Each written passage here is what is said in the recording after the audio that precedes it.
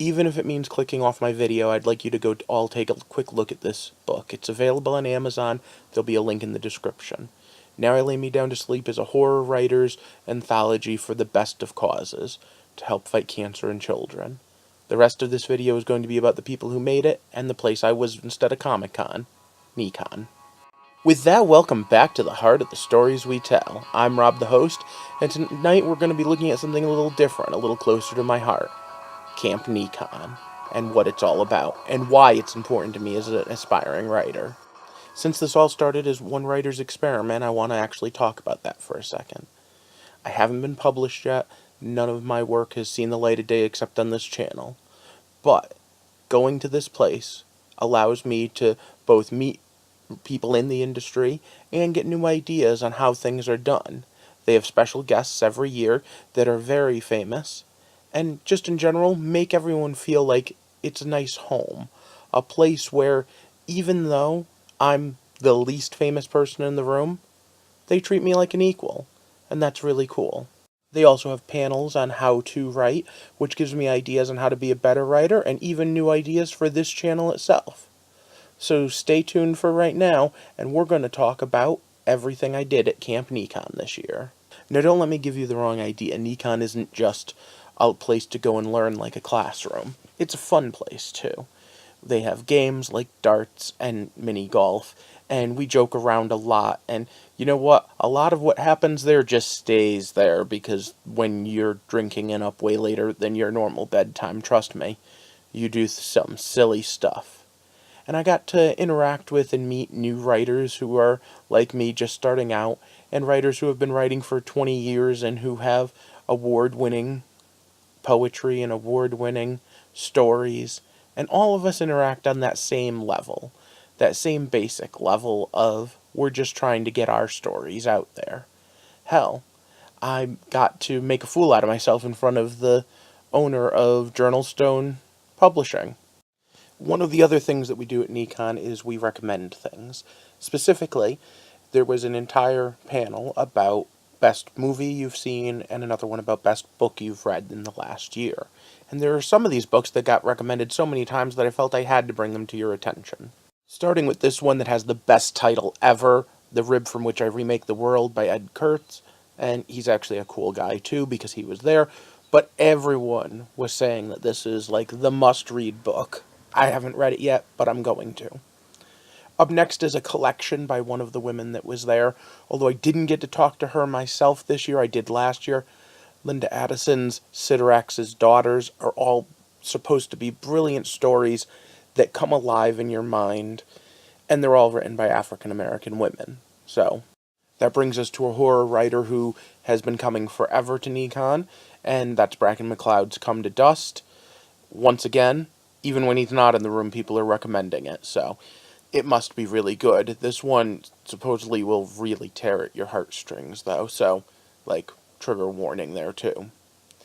And then up is Final Girls, and this one really touched me because it's one of those things that really seems awesome. All of those women that survive slasher films and are the last final girl come together for one other mystery. If that alone doesn't sell you on it, you just don't like horror. At least those were the ones that most made me think I'm going to read them. The only other one on the list that was already something I was going to read was Chris Golden's Ararat, but people were talking that one up as well. But again, that wasn't new to me. That I've known was on the shelf for a while. And you have to remember, these aren't just random people saying that. These are other horror writers that are saying, this is the horror writers I'm reading. So if you like that sort of thing, these are all things you should probably be checking out. As for the movie suggestions, they weren't quite as animated and as interesting as the ones for the book, but you can check out Cinema Knife Fight on the web, and most of them are the people who were talking up the movie, so you can get a good idea of what type of things they were looking at there. We also had Rich Dansky give a panel about advice from video game designers and people who do tie-ins with video games. And each of the panelists had great stories that could be recommended. But I'll be honest, SEAL Team 666, a variant off SEAL Team 6 that is hunting supernatural creatures for the U.S. government, struck me as, oh my god, why did I not know about this before? But where that was talked about in a panel, this book, Intruder, by Dan Foley, was talked to me about by the author himself, plus like a dozen other people. Supposedly it is the most frightening, claustrophobic story ever. And just the words ghost on a submarine, I mean, how does that not grab you? Now, I haven't read it yet, but I did actually buy it there to read it, so I'll probably talk to you about that one again soon. And then, not really falling into any category, was this YouTube channel, much like my own, and they seem to be making all sorts of weird horror shorts in order to try to get the attention of people that they want to work with. So, you can check that out over at their channel. I just searched Oats to find it, and it came right up as the first choice.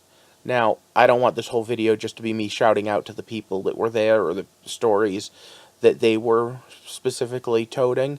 I want to tell you just how awesome of a time I had, though. Like when we had to make sure there were no vampires, so we burned some garlic and had to have the fire department there. No, just kidding, that was a mess up in the kitchen.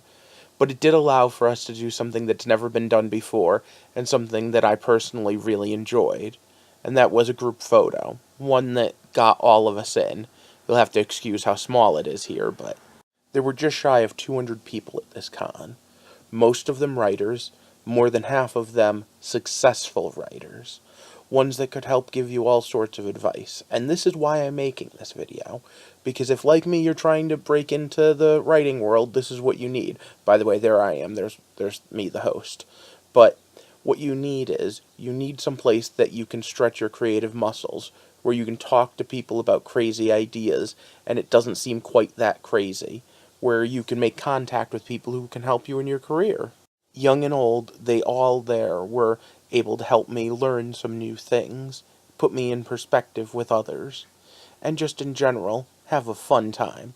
So where Necon may not be for you specifically if you're not writing horror, in general you need to find a place like this, some place where you can stretch your creative muscles. Like when a fellow writer named Eric brought up the fact that he had read not too long ago about the concept of trying to write an entire story without using the verbs to be.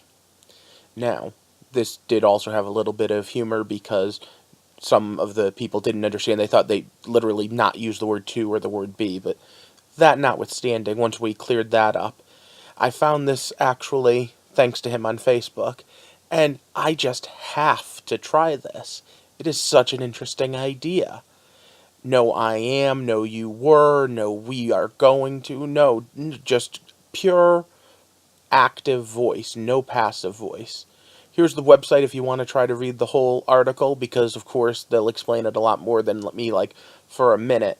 But I want to also do a shout out, because this author did it, and he's still working on stuff. He has a bunch of anthology stories out, mostly short stories in the horror genre, but on top of that, he has one novel out already, and a second one that he told me about that's coming out soon that is going to blow everyone away, because it's something I wish I could write.